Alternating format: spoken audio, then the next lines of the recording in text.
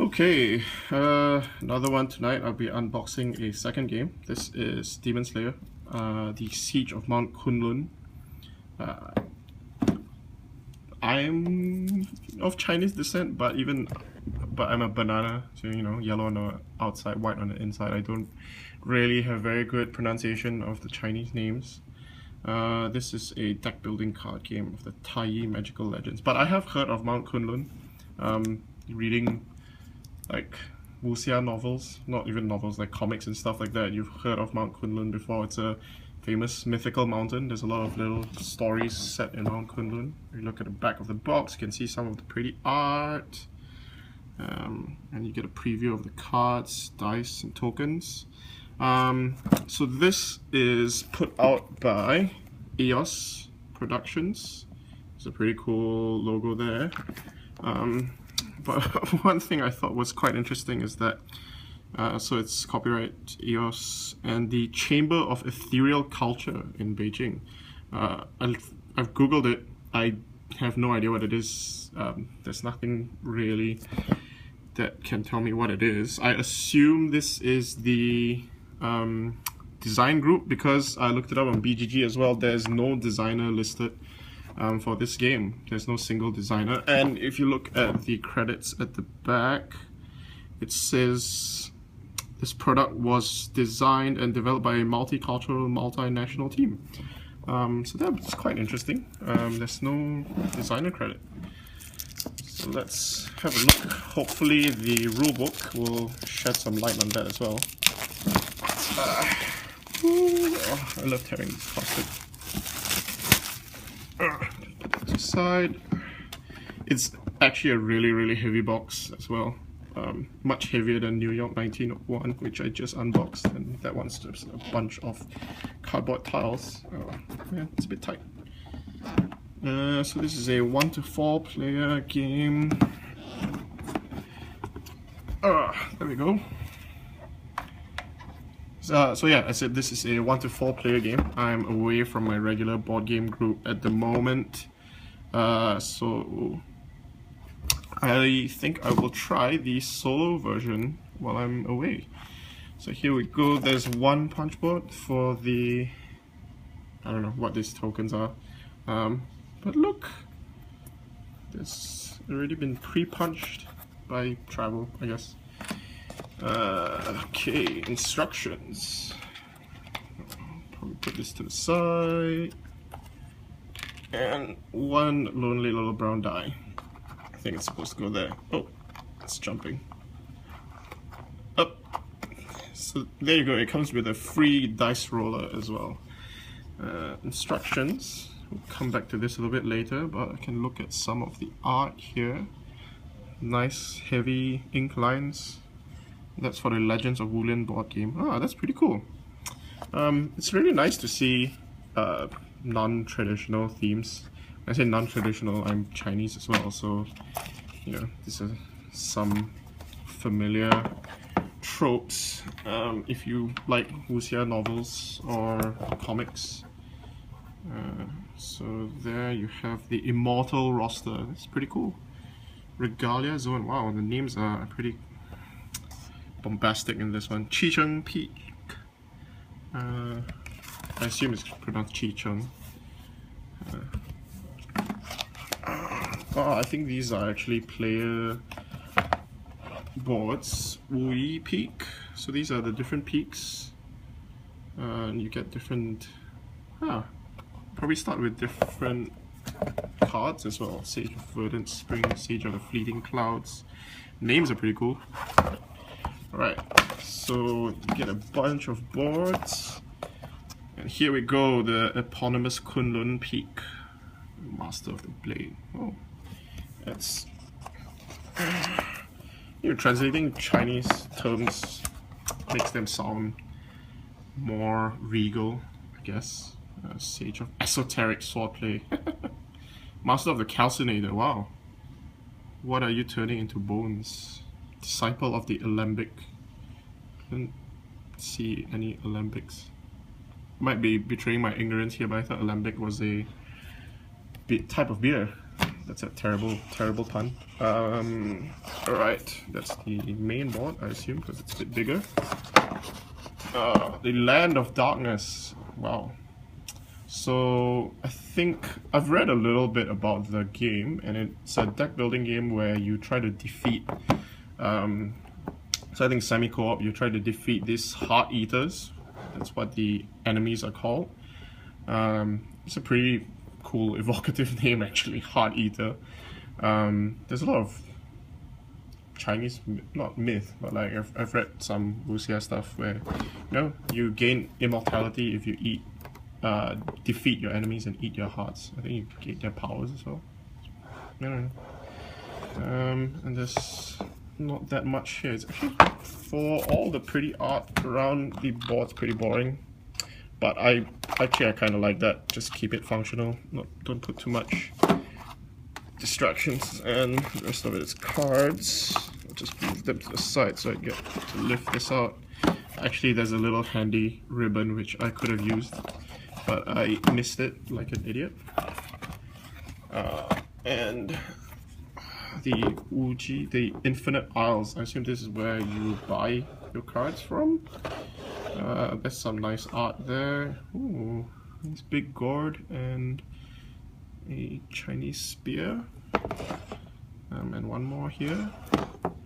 Cool, so there's a lot of craft actually, because I assume you can actually play a lot of the game without using the boards if you really needed the space. But it's nice that they've provided all that. It makes the box super heavy though. So now we'll look at some of the cards. There's 3 packs of cards here. Let's start with this one. This one looks interesting. The Heart Eater deck. Yes. Looks like there's equipment as well. Oh man, it's not properly.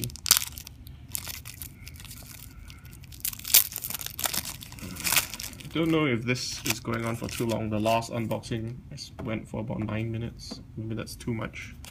But I'll show some of the cards. You can see the Heavenly Jade Spear. I have no idea what Rampage means, but that sounds pretty badass. The 6 Demon Bell. Don't know why you have 6 and not 7. Equipment Artifact. Oh. There's more. There's only 2 6 Demon Bells. Where are the other 4 demons? Heart Sutra Flag.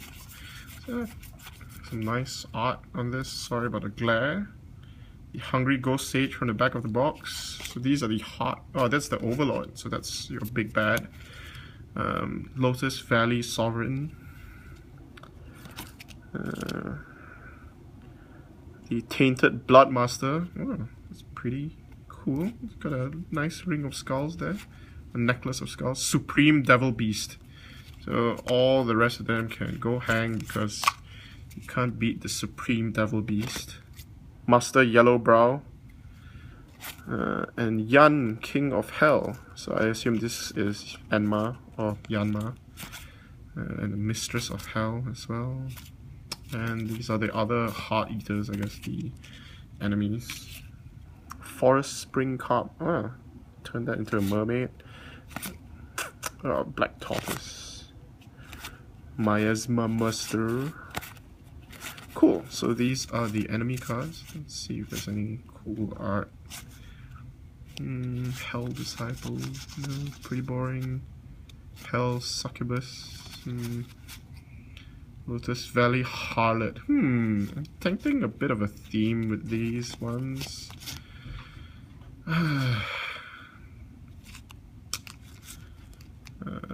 Yeah, look at some hot bods. Lotus Valley Dreamer. That Spider Demon is not very spidery. Not very spidery either. I can see some spider legs, I guess. Too much skin being shown. Cool, that's a pretty cool mask actually. Okay, so those are the enemies. Let's look at the other cards. Sorry, I saw some comments coming through, but I kind of have my hands full. Where's the thing for this. Terrible. Right off the bat, one thing I will note is that the text on these cards is pretty small. It's gonna be a problem for people with poor eyesight. Example, master. So I guess these are the cards that you can get, and I assume they. Because I remember seeing them on the player boards. Siege of Verdant Springs. Huh. That these are tied to certain factions as well. So those are some pretty cool cards. Art's pretty nice on this, although the contrast of the art is not that great, and seriously, some of the text is really small. So the Wu-Chi spell as well. So, alright, I'm not gonna go on for too long more. I'm just gonna have a quick peek at these cards, and then I'll probably end this stream. I think it's gone on for too long as it is, but I am just alright. Can look at my terrible attempts at trying to open this pack. I just cut my fingernails as well. There we go.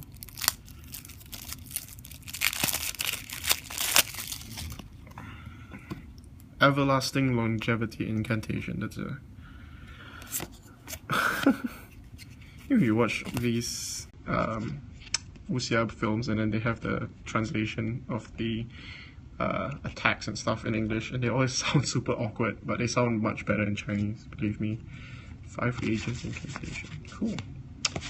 Yeah, so there's some pretty art. So this is your basic resources. It's all the same. It's Chun of Quietude, Chun of Wisdom, and I think these are the artifacts again. So yeah, that is Demonslayer. It seems like a pretty standard deck building game. I almost said role playing game. Just gonna put that there. And this player boards. This handy yellow ribbon, which I completely ignored.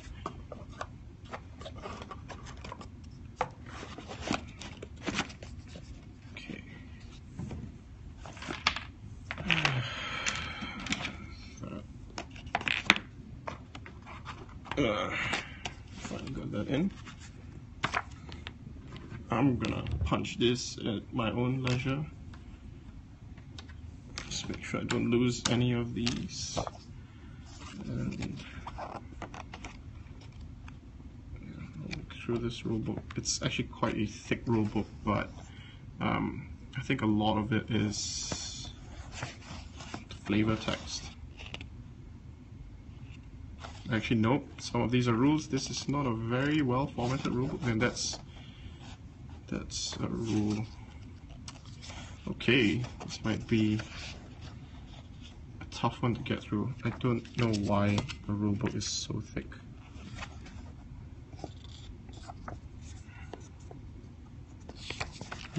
Okay, well, that's it. I don't think I will spend that much more time on this. So that was unboxing of Demonslayer, the Siege of Mount Kunlun. Yeah, thanks for watching.